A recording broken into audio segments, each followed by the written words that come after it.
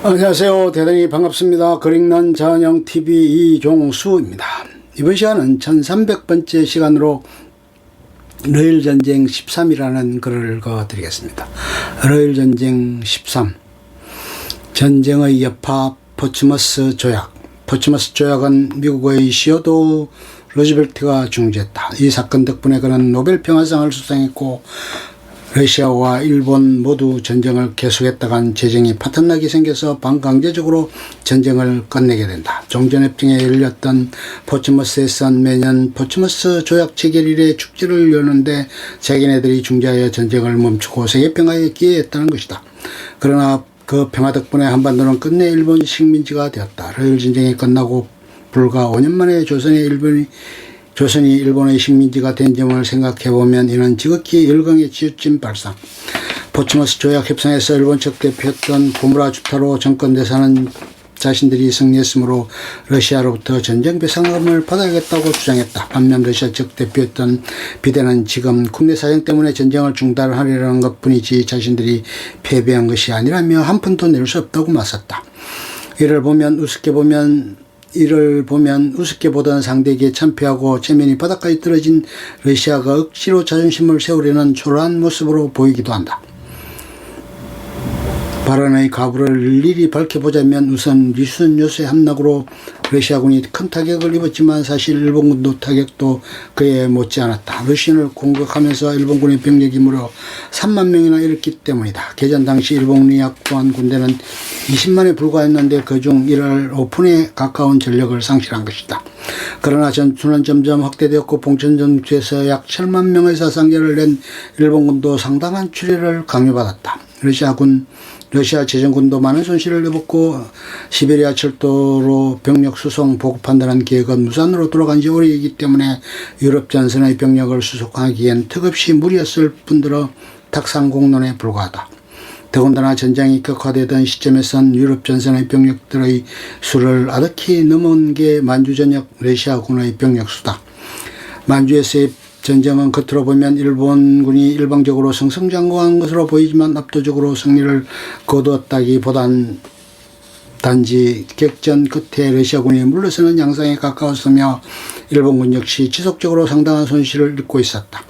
당시 러시아군은 아직 완전히 완성되지 않은 시베리아 횡단철도를 최대한 활용해서 유럽에 주둔 중인 주력 병력을 수송하고 만주 일대에 기본적으로 존재하던 병력은 이를 위한 시간을 번다는 전략을 세우고 있었다. 애초 땅이 워낙 넓다 보니 철도 타고 여유롭게 뒤로 빠지면 이를 추격할 여건이 전혀 안 되는 일본군은 무작정 추격하다간 자멸하거나 반격당해서 괴멸당하는 관계로 뒤를 도모해야 하는 전혀 우선거리 없는 행동밖에 할 수 없었다.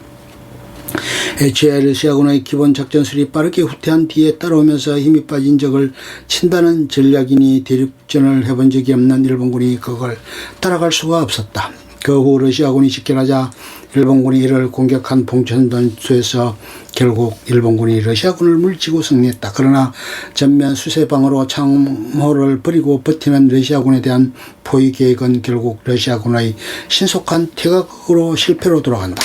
31만 러시아군과 25만 일본군이 맞붙었던 봉천전투는 러시아군 9만의 개중 2만 명이 미처 퇴각하지 못한 포로 일본군 7만 5천이라는 사상자 숫자에서 나타나듯이 일본의 일방적 승리가 아니었으며 일본군으로서도 역시 더 이상 러시아와 전쟁을 계속할 명분이 없었다. 러일전쟁에서 일본이 리순을 점령하고 봉천을 격퇴시키며 발탐들을 전멸시킴으로써 승리하였지만 인명피해는 일본 측이 또 상당했던 것이다. 러시아군은 비록 스스로 봉천전투에서 물러난 것을 전투 패배로 인식하였고 스시마 전투 이후 독선적인 니콜라이 2세조차 전쟁에서 패하였음을 시인하고 미국 중재하에 종전적으로 방향을 잡는다. 지속적인 병력 수송으로 최대의 40만까지 북만주로 이동시켜 추 공세를 노리나 이는 일본의 속전속결 공세로 해서 요새화시킨 만주 전역을 빼앗겨 공든탑이 무너졌기에 소잃고 양간 고치는 격이며 이전에 겪었던 몇 차례의 육전 패배와 짙어진 폐색으로 일어난 민정 소요 때문에 강력한 공세로 나서지 못했다. 반면에 일본군은 신속한 철도 개설과 여러 갈래의 보급선 확보 등 보급에 최선을 다했지만 기본적인 국력 부족으로 인해 보급의 한계에 달했으며 그 결과 식량 공급도 부족했고 방한복조차 제대로 지급되지 않아서 일본군은 만주의 추위에 떨며 주먹밥으로 연명하느라 각기병에 시달리고 있었다. 일본 재정도 이미 파탄 상태였다. 일본은 전쟁 수행을 위해 그의 국지를 발행했지만 그 액수가 너무 늘어나자 영일 동맹을 맺은 영국이나 우호국이었던 미국도 더 이상 매입을 거부하게 되어 사실상 막다른 골목에 몰려 있었다. 당시 일본의 1년 3번 2억 엔에 못 미쳤는데 러일 전쟁 총 전비는 이미 19억 8,400만 엔에 육박하고 있었다. 당시 일본군의 사정을 보면 알 수 있지만 러일 전쟁이 있었던 1905년 총 군사비 GDP의 23.69%, 여기에 12억 엔을 영국과 미국이 지원하긴 했지만 만약 1, 2개월만 전쟁이 지속되거나 러시아가 일본과 협상을 거부하고 강경론으로 나간다면 일본은 국가 파산에 처할 위기였다. 물론 러시아도 만만치 않은 전비를 지출하여 파산 위기에 있었으므로 피차 마찬가지. 이 때문에 휴전협상에서 일본은 반드시 배상을 받아야 한다는 입장이었지만 러시아 정권대사 세르게이 비테는 배상금 지불을 강력히 거부했다.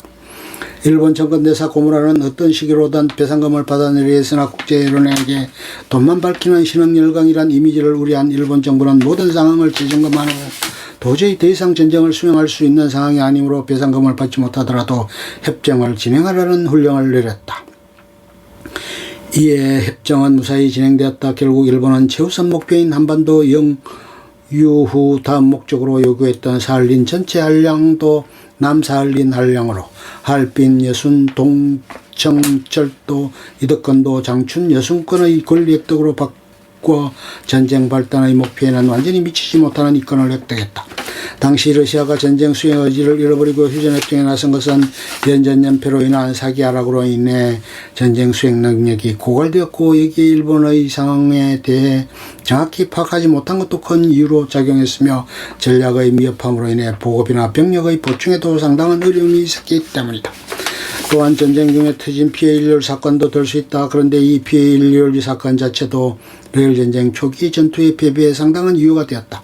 만약 초기 전투에서 승리했으면 그 여파로 불만을 억누를 수 있었을 것이다. 얼핏 보면 일본에 내려진 천원으로 보이나 단순한 행운이 아니었던 이유가 있었으니 러시아에 있던 일본 외교관들은 비밀리에 러시아의 혁명가들에게 그에게 자금을 지원하고 있었던 것이다.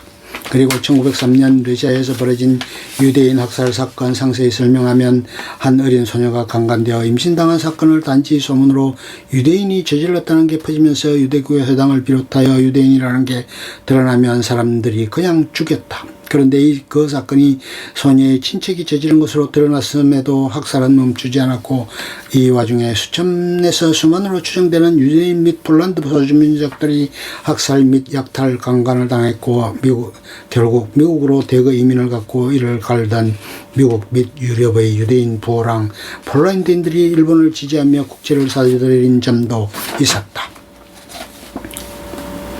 어쨌든 러시아나 일본이나 전쟁 수행이 불가능했으므로 휴전협정이 비교적 만족할 만한 상황이었다. 그러나 일본의 상황은 일본 정부와 군부에서만 파악하고 있었을 뿐 국민들에게는 일본군의 승리만이 선전되었으므로 막대한 배상금은 물론이고 당시 일본 일각에서는 배상금뿐만 아니라 연해주와 캄차tka 반도도 할량받지 않은 일본인들은 포츠머츠 협정 내용에 빠져서 격렬한 분노를 표시했으며 히비야 방화 사건 같은 반정부 폭동까지 일어났다.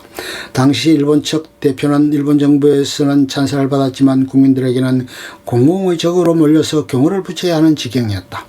또한 휴전협정을 주선한 미국에 대한 비난도 이어져 강력한 반미 여론이 일어났으며 이에 대해서 미국 언론에서도 일본 측의 황당무계한 행동을 비난하고 났으므로써 양국 국민 간 감정이 상당히 악화되었다. 러시아 패전한 러시아 제국은 1905년 혁명이란 대변혁을 겪었으며 국민들은 노무르프 황가에 대한 마지막 기대와 신뢰를 거두었다. 세계 정세에도 큰 변화가 일어났다. 일본의 패배를 생각하고 금문들을 점령해 원기지화하는 등 러시아군과 맞설 계획을 하고 있던 영국은 1세기간 이어졌던 그레이트 게임을 종결했다.